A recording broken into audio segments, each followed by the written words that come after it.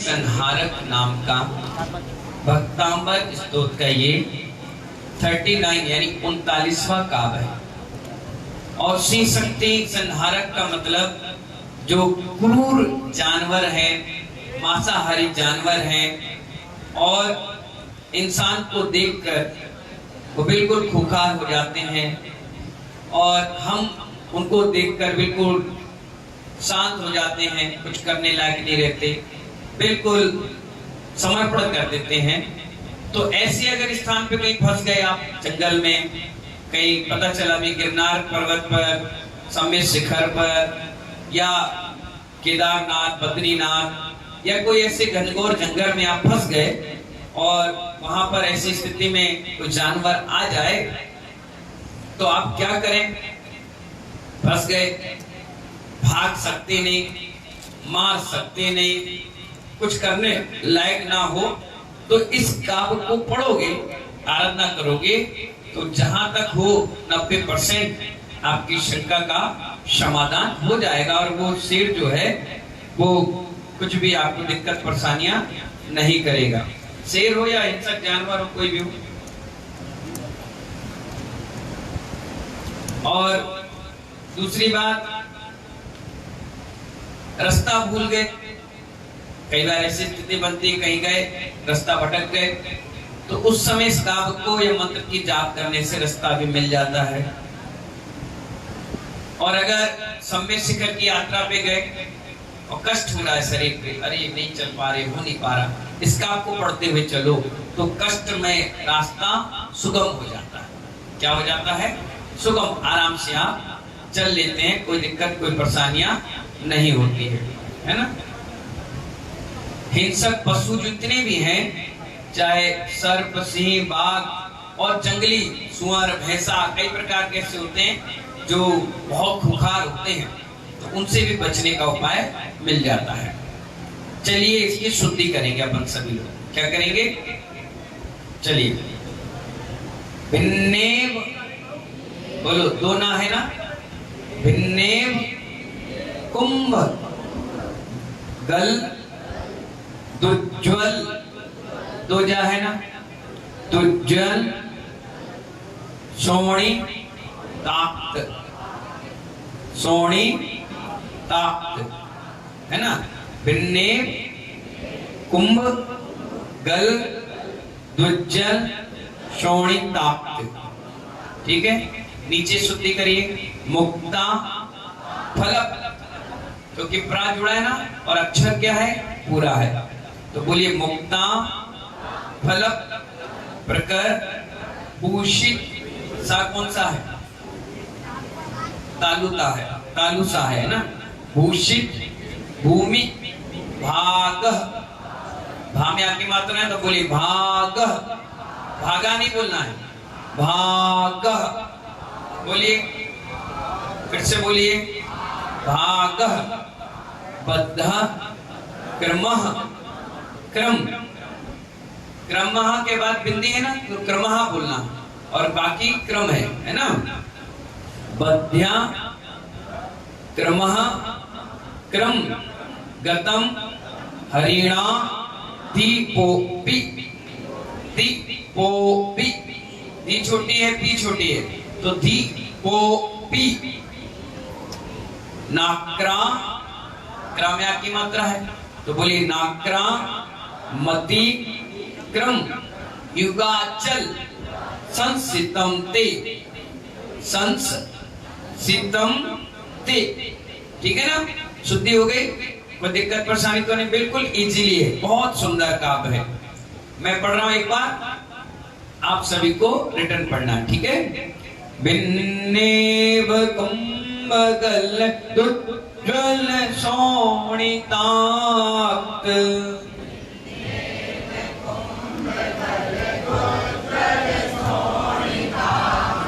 मुक्ता फल प्रकर भूषित भूमि भाग,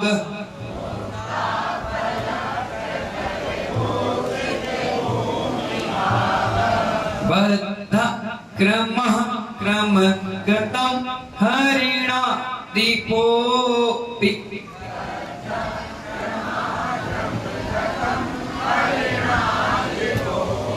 नाक्रामतीक्रम युगा चल संसितम ते।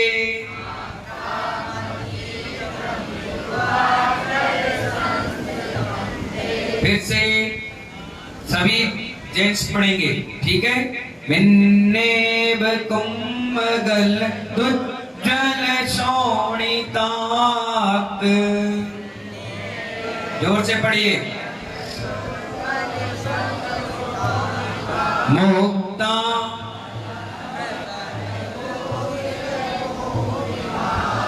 बद्ध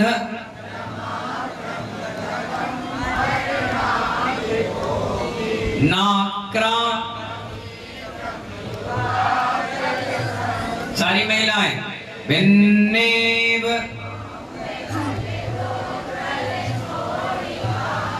मुक्ता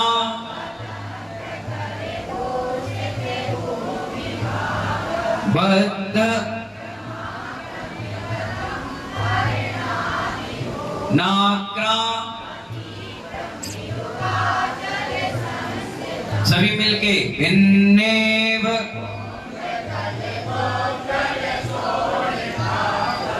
मुक्ता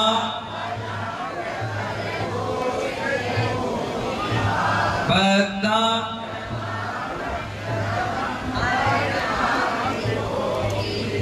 नाक्रा,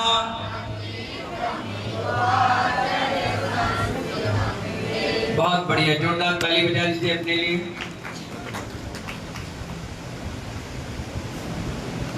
इसका भावार्थ समझिए थोड़ा सा, है ना।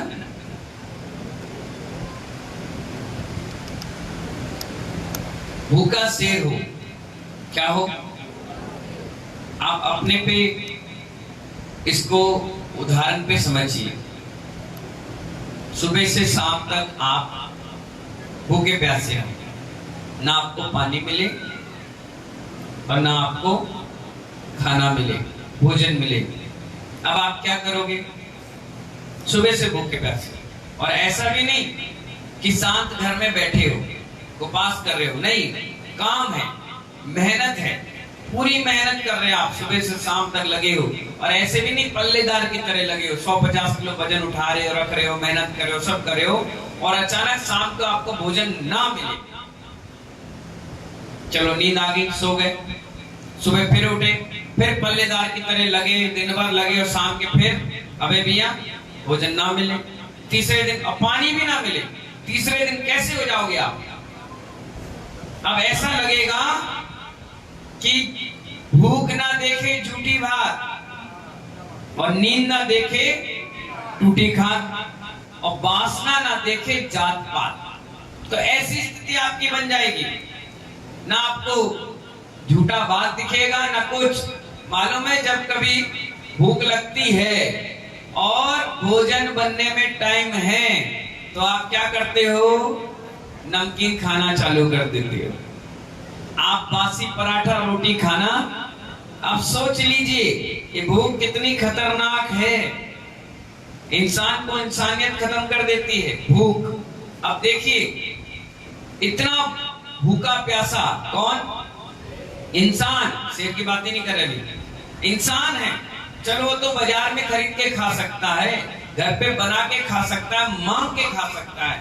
अब शेर 4 दिन 5 दिन 8 दिन से भूखा प्यासा घूम रहा है, और अचानक से उसे शिकार मिल जाए, अब खुकार होकर के उस पे झपटने के लिए तैयार होता है। लेकिन आचार्य कहते हैं वो भूखा शेर भी भगवान के सामने खड़े होकर के बिल्कुल साइलेंट हो जाता है। ऐसा भगवान का प्रभाव, ये कह रहे हैं। अब समझ में आया कि नहीं आया? इसीलिए आचार्य भगवान कहते हैं, हे प्रभु, किससे कह रहे हैं? आदिनाथ भगवान से। किसके लिए? कौन कह रहा है? आचार्य मांगतुंग स्वामी जी महाराज कह रहे हैं, शिकार के आवेग से भरा हुआ वह शेर भी शिकार नहीं कर पाता जो आपके द्वय चरण की शरण ले लेता है। जो आपकी शरण ले लेता है वो शिकार करने वाला शेर भी उसका शिकार नहीं कर पाता। बिल्कुल समर्पण भरे शब्दों में उन्होंने हमें कह दिया कि आप किसी न किसी प्रकार से प्रभु शरण और उनके 2 चरण छोड़े ना, उनको पकड़कर बैठे। और इसीलिए हमारे यहाँ चरणों को छूने का विधान है, सिर पकड़ने का विधान नहीं। अब तुम क्या करते हो, सीधे सिर पर चढ़ जाते हो। सिर पे मत चढ़ो, चरणों में रहो। एक मछुआरा था, वो मछली पकड़ने के लिए गया, जाल ले गया और जैसे जाल को मछलियों ने देखा, कैलाश चंद जी किसको देखा, मछुआरे को देखा और जाल को देखा तो भागने लगी। क्या करने लगी दीपू, भागने लगी। कई मछलियों ने कहा क्यों भाग रही हो, भाग के क्या मिलेगा, बंटी समझ में आ रहा है। भागने लगी मछुआरे को देख के, उन्हें कहा भागो मत, बिल्कुल मत भागो। अगर हमारी बात मानोगी तो तुम्हें मछुआरा नहीं पकड़ सकता, लेकिन मछली तो मछली। भागने लगी, भागने लगी। मछुआरे ने जैसी जाल फेंकने के लिए तैयारी करी, जो कुछ मछलियां थी हमारी जैसी, वो क्या करी, वो मछुआरे के पैर के पास आ गई। कहां आ गई अंशु, पैर के पास आ गई। और जो डबरा वाली मछलियां थी वो भाग गई, वो भागी, जोर जोर से भागी, तेजी तेजी पूरी ताकत लगा के भागी। और मछुआरे ने जाल उठाया और सीधा जो भाग रही थी उसी साइड फेंका। तो जो पैरों में थी हमारी जैसी वो तो बच गई, और जो भाग रही थी वो सब की सब फंस गई। जो भागी फंस गई, मछुआरा उठाकर ले गया। क्योंकि कोई भी मछुआरे अपने पैर पर कभी जाल नहीं डालता। कहां डालता, कहां, तुम फंसे इसलिए बताओ, कहां डाला जाल, बाहर डाला, पकड़ गई। और जो चरणों की ओर भागा वो बच गया। हम प्रभु चरणों में थे इसीलिए बच गए महाकाल वाले बाबूजी, और जो चरणों से दूर भागे वो फंस गए, उन्हें कोई निकालने वाला आज तक नहीं आया। अगर तुम्हें भागना है खूब भागो, खूब भागो। कितना भागोगे, कब तक भागोगे, और किससे किससे भागोगे, कहां कहां भागोगे, नहीं भाग सकते। इतनी तुम्हारी कैपेसिटी नहीं तुम भाग पाओ। चरणों के सहारे रहोगे तो कोई भी संसार का कर्म का जाल तुम्हें फंसा नहीं सकता। इसलिए आचार्य ने इसमें कह दिया, जो प्रभु चरणों में चला गया वो शिकार के आवेग में आया हुआ शेर से भी बच जाता है। इसलिए कहा गया समुद्र में कितने हिंसक जानवर रहे, प्रभु चरणों में रहते हैं तो बिल्कुल शांत रहते हैं, वो किसी हिंसात्मक घटनाओं को अंजाम नहीं देते हैं। इसका मंत्र पढ़िए, ओम ह्रीम अरम नमो वच्ची बलिलम रिद्धि सहित श्री आदिनाथ चिनेन्द्राय अर्घम निर्वपामिते। बहुत बढ़िया। अब आगे इसका मंत्र पढ़िए, 141 नंबर रिद्धि मंत्र, ओम ह्रीम अरम नमो वच्ची बलिनम झोम झोम नमः स्वाहा। ऐसे ऋषि जो बच बलि रिद्धि के धारी हैं उन्हें मेरा प्रणाम हो। बच रिद्धि मतलब समझ गए, बच बलि वचन क्या है, उनके प्रमाणिक हैं। वो हंसी मजाक नहीं करते, वो किसी का उपहास नहीं करते, कभी झूठ नहीं बोलते, कभी मन में भी उनके विकल्प नहीं आता कि मुझे कुछ गलत बोलना है। मौन साधक हैं और वचन बल रिद्धि उनके पास है, जो वो कह दें वो पत्थर की लकीर। आपको भी वचन बल रिद्धि हो सकता है, बताएं कैसे? और तुम तो चाहते हो भस्मासुर बनो, किसी को भी उल्टा सीधा बोलो, नहीं। वचन बल रिद्धि उनको होती है जिनके वचनों में कंट्रोल रहता है। क्या रहता है? वचनों में कंट्रोल रहता है। आप देखिए हर किसी के पास माइक नहीं लगता कि वो प्रवचन देना चालू कर दे, हर किसी को भाषण देने का अनुमति नहीं है। आप देख लीजिए, चाहे कितना ही अच्छा बोलने वाला हो, माइक में आकर घबरा जाता है, बोल नहीं पाता है, हड़बड़ा जाता है, कुछ का कुछ बोल जाता है, और अंदर की बात अपने आप जुबान पर आ जाती है। आप देखिए बहुत कम ऐसे लोग होते हैं जो गॉड गिफ्ट होती है, जो बोलते ही लोग बड़ा प्रभावित हो जाए। किसी की बोली ऐसी होती है कि बोल जाए तो लड़ मरे, झगड़ जाए, और कुछ की बोली ऐसी होती है लड़ाई है उसमें बोले तो लोग जुड़ जाए। प्रभाव होता है, बोली का प्रभाव है। तो कोई व्यक्ति आज के समय में वचन बल रिद्धि के धारी बनना चाहे तो वो 12 साल के लिए मौन ले ले। क्या अब तुम तो 1 मिनट ना ले पाओ, बहुत बड़ा करिश्मा हो जाए जिस दिन ले लो। कोई व्यक्ति 12 वर्ष के लिए मौन ले ले, और मौन का मतलब ना आंखों से, ना हाथ से, ना लिखावट से, ना बुलाकर, ना इधर करके किसी प्रकार की भी चेष्टा ना करे। कौन रहेगा? वो भी 12 साल। इम्पॉसिबल। बहुत कम ऐसे जीव हैं जो ये मौन साधना कर पाए। तो जो कर लेता है उसे वचन सिद्धि हो जाती है। कौन सी सिद्धि? और जो वो कह दे वो 100% बात हो जाती है। इस प्रकार से वचन बल रिद्धिधारी के मुनिराजों को प्रणाम किया गया है। ठीक है, इसका मंत्र पढ़िए सिद्धि।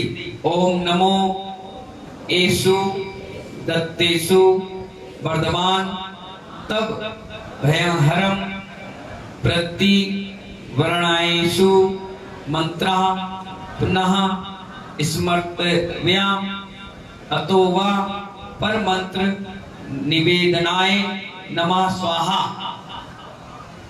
इसका विधि सुनिए। पवित्र होकर पीले वस्त्र पहनकर पूर्वाभिमुख यंत्र स्थापित कर उसकी पूजा करें। पश्चात पीले आसन पर उत्तराभिमुख बैठकर पीत वर्ण की माला द्वारा 1008 बार मंत्र कर शुद्ध मन से आराधना करें। प्रत्येक मंत्र के बाद गूगल, केसर, कपूर, कस्तूरी, घृत मिश्रित धूप को खेते रहना चाहिए। और गुण क्या है सुनिए। यंत्र को पास में रखने 39वें काव्य रिद्धि मंत्र को स्मरण करने से मार्ग में सर्प, सिंह, बाघ और सिंह दो अलग अलग चीजें हैं, दो जाति अलग अलग हैं। सिंह जिनके बाल हैं नहीं है, बाघ मतलब जिनके बाल घने हैं। ठीक है ना, समझ गए ना? सिंह, बाघ, सर्प आदि जंगली क्रूर हिंसक पशुओं का भय नहीं होता।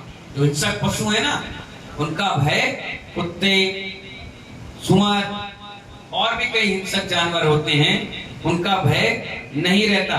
तथा विस्मित यानी भूल गए रास्ता। समय शिखर से उतर रहे थे, उतरना यहाँ था, उतर गए यहाँ। गिरनार से उतरना यहाँ था, चले गए कहीं और। तो विस्मित रास्ता मिल जाता है। आराधक गंतव्य स्थान को बिना किसी कष्ट के प्राप्त कर लेता है। अगर संवेद शिखर की यात्रा गए, कहीं गए, घूमने फिरने गए, इस काव्य को पढ़कर मंत्र साधना करके रखना चाहिए। अचानक आप, हम, तुम कभी भी कहीं घूम जाओ, नए शहर में भटक जाओ, आजकल तो मोबाइल सुविधा है। मैं भी एक दिन भटक गया था। क्या हो गया था? हम 5 साल के थे। कितने? बाकी मेरा माइंड बहुत तेज था, इसको कोई झुटला नहीं सकता। हमारी माँ कहती थी जब भी जाओ चौराहे गिन लो। क्या गिन लो? कितने चौराहे के बाद दुकान आई, कितने चौराहे के बाद मकान आएगा, कहाँ कहाँ दुकान है उसको याद कर लो, बस रास्ता पता चल जाएगा। तो जब हॉस्पिटल ले जाती थी तो इंजेक्शन लगाती थी और गुब्बारा दिला देती थी। वैसे मैंने कभी इंजेक्शन लगाया नहीं, उदम मचता था। 4 सिस्टर, 4 डॉक्टर, 3 पहलवान पकड़ते थे तब जाके इंजेक्शन ठूस पाते थे। हाँ, ऐसी थे अपन तो शुरू से दवाई और इससे सबसे परहेज था। तो रास्ता देख लिए। भाई बच्चे हैं, घर में कब तक बंद रहेंगे बताओ? हमारे पैर में तो चक्र है। वो कहता बैठो ही मत, घूमते रहो, घूमते रहो, घूमते रहो, धर्म प्रमाणा करते रहो। तो एक दिन हम चले, अपने दोनों भाई बहन को बिठाया अपनी छोटी सी साइकिल में और चलाना चालू की। घर के मोहल्ले से बाहर निकल गए। अब निकलते गए, कम से कम आधा किलोमीटर निकल गए। अब वहां जाकर रास्ता भूल गए। क्या हो गया? रास्ता भूल गए। अब वो दोनों रोए और हम उनको गले लगाए कि भैया मिल जाएगा रास्ता। अब वापस नहीं आ रहे, आगे ही बढ़ते जा रहे। आधा किलोमीटर हो गया, अब 1 किलोमीटर हो गया। इधर घर में छानबीन हुई, कहाँ गए बच्चे? बच्चे कहाँ गए? माँ अकेली और 70 लोग का खाना बनाए और बेचारी ढूंढ रही इधर उधर, कहाँ गए, कहाँ गए, कहाँ गए? ढूंढाई चली, नहीं पता चला। अब शाम का टाइम था, अंधियार होने लगा, रात के अंधेरे में दोनों रोए और हमें भी रोना है, लेकिन हम रोए नहीं। हम कोई बात नहीं, अभी हम ही रोएंगे तो तुम्हें कौन चुप कराएगा। 1-1.5 घंटा घूमते रहे। फिर एक रिक्शा वाला मिला हमें, जो हमें जानता था ये होटल वाले बाबूजी के बच्चे हैं और खेलते कूदते रहते। उन्हें हमसे पूछा, क्यों भाई जैन साहब क्या कर रहे हो? उसने जैन साहब कहा, मैंने ये पहचान कहा। भैया भैया भैया कहाँ घूम रहे भैया आप भी? हमने कहा ही नहीं कि हम भूल गए रास्ता। कहीं पकड़ ले, कहीं ले जाए, कुछ करे। तो होशियार तो बहुत थे, चंट थे, दिमाग शुरू बचपन से पेट से ही तेज था। हाँ बहुत तेज। तो हमने उससे कहा कि हमें तो अभी भी याद है। हमने कहा घूम रहे थे यहाँ पे। अच्छा घूम रहे थे, तो आनंद आज कहाँ पे बता दो। तो उसने कहा सीधे निकल जाओ। तो हमने समझ गया, मैंने बिल्कुल सही जगह पे। हमने रिक्शा अपना पलटाया, छोटा सा था, पलटाया। मैंने कहा दोनों को बोले जल्दी बैठो, और तेजी से दौड़ाया। देखा आधा 1 किलोमीटर जब आए तो आनंद लाल दूर से दिखने लगा। आगे आगे आगे जैसे ही घर के गली में घुसे, हमारे भूपा में 4 लगाए हमें। पान खाते तो करे, हमें पड़ा तो हम तो बाथरूम में कर बैठे। और जैसे हमने दोनों को देखा, छोटे तो ये मम्मी मत मारो ऊपर दादाजी मत मारो। अरे दिमाग खराब है, पुलिस सब जगह रिपोर्ट करके आ गए। नहीं क्या हो गया? अब पिट आ गए, हम तो पिट गए। चुपचाप शांति से आके बैठ गए। फिर हमारी माँ ने आया, बोले कहाँ चले गए थे? रिक्शा चलाते चलाते चले। कहाँ चले? हमने कहा थोड़ी दूर थोड़ी। इन लोग को मजा आ रहा था, हम ले गए। तो बोले ऐसा नहीं, कभी भी जाओ तो चौराहे गिन लिया करो। मैंने ठीक है, क्योंकि जगदलपुर चौराहों का शहर है। पूरे वर्ल्ड में सबसे ज्यादा चौराहा जगदलपुर में है। हर 10 कदम के बाद चौराहा, हर 10 कदम के बाद चौराहा, हर 10-20 कदम के बाद चौराहा। तो हमसे कहती थी चौराहे गिन लो, सीधे सीधे जाना है तो 10 चौराहे आएंगे तो तुम्हारे पिताजी की होटल मिलेगी, 12 चौराहे आएंगे तो स्कूल मिलेगी, 18 आएगा तो हॉस्पिटल मिलेगा, बस इससे ज्यादा तुम्हें कुछ नहीं देखना। हमने कहा ठीक है। तो बस 10 चौराहे गए, पिताजी मिल गए। 2 और पार कर लिए तो हॉस्पिटल स्कूल मिल गया, 4-5 और कर लिए तो हॉस्पिटल मिल गया, वापस आ गए। इससे ज्यादा हमने देखा ही नहीं था। तो उस दिन क्या हुआ, भले ये मंत्र नहीं था लेकिन पुण्य था, तो वापस आ गए। तो कई बार ऐसी स्थिति आपके बच्चों की, हमारी, आपकी कहीं बन सकती है। तो अपने सा हमेशा ध्यान रखना चाहिए कि हम कहीं घूमे ना, कहीं भटक ना जाए। तो जैसे गए उसी कदम से वापस आ जाओ, आप कभी नहीं भटकोगे। अभी एक भैया दिल्ली में गुम गए। अब गुम गए तो गुम गए, बुजुर्ग थे 94-95 साल के। अब उनको कुछ चीज याद ही नहीं है, स्मरण में नहीं है। गुम गए तो अब गुम गए, गए तो गए, क्या करें। तो इसीलिए हमेशा इस मंत्र की आराधना करते रहोगे तो भूला हुआ रास्ता भी आपको मिल जाता है। क्या मिल जाता है? मिल जाता है। कभी भी कोई भी घूम जाए, फिर जाए, कहीं रह जाए, तो भैया आजकल तो बहुत अच्छी सुविधाएं हैं। थाने चले जाओ, हॉस्पिटल चले जाओ, ऑटो वालों को पकड़ के बता दो। तो अपने बच्चों को हमेशा अपने घर का नाम, पिताजी का नाम, पता या कोई स्थान ऐसा याद करा दिया करो कि कभी भीड़ भड़के में गुम जाए तो कम से कम वो बता दे। पहले के समय में गुदवा देते थे, जो आजकल टैटू चलने लगा ना। क्या चलने लगा? पहले गुदवाते थे, नाम लिख दिया गणेशी बाई, प्रमोद जैन, गोत्र नाम पूरा हाथों में, यहाँ पीछे, मुंह में, यहाँ पहले गुदवा देते थे तो याद रहता। मेले लगते थे, लोग गुम जाते थे पता करने के लिए। और आजकल तो टैटू बन जाता है, मम्मी का, पापा का, भाई का, बंधुओं का। और बच्चे इतने चंटे, स्कूल, चौराहा, मकान, दुकान, पिताजी, मम्मी, पापा, चाचा, बुआ, सबके नाम बता देते। पहले ऐसा नहीं था, बच्चे थोड़े से उतने मास्टरमाइंड नहीं रहते थे। तो समझ गए ना। इस प्रकार से एक काव्य है 39वें नंबर का, और बहुत सुंदर काव्य है। इसको पढ़ने से आपका भय भी दूर हो जाता है। डर भय रहता ना, तो किसी प्रकार का डर भय आपका नहीं रहेगा। ठीक है ना। इस प्रकार 39वां काव्य समापन हुआ। जय बोले महावीर भगवान की।